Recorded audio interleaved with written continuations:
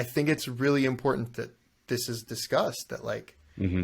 mindset and kind of like patterning positive habits into the eating is Yes. really important. And like for me as a chef and recipe writer, like I'll be the first one to say like health starts in the kitchen, right? Mm-hmm. Like I believe fundamentally that food is like the most important factor in how we feel.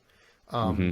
Not just like our weight or our like metabolic health, but just in general. I think how we feel is so impacted by how and what we eat.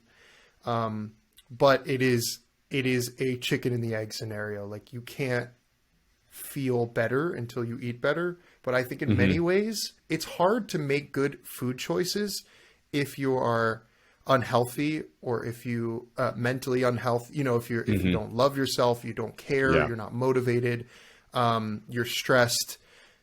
Those emotional factors make it very hard to make positive choices. If Mm-hmm. you feel like crap about who you are as a person, why would you be motivated to cook a healthy dinner when you could just Mm-hmm. go through a much easier process of just like eating something, you know, like a frozen burrito or something. I don't know, you know? Right. So I think it's a very tricky situation, and it's like, you can't truly do one without the other. So yeah, I mean, health starts and ends ultimately in the kitchen as far as I believe it, but not exclusively. Like you can't Yeah. just eat your way to health if you're not working on like me a little Mm-hmm. bit also.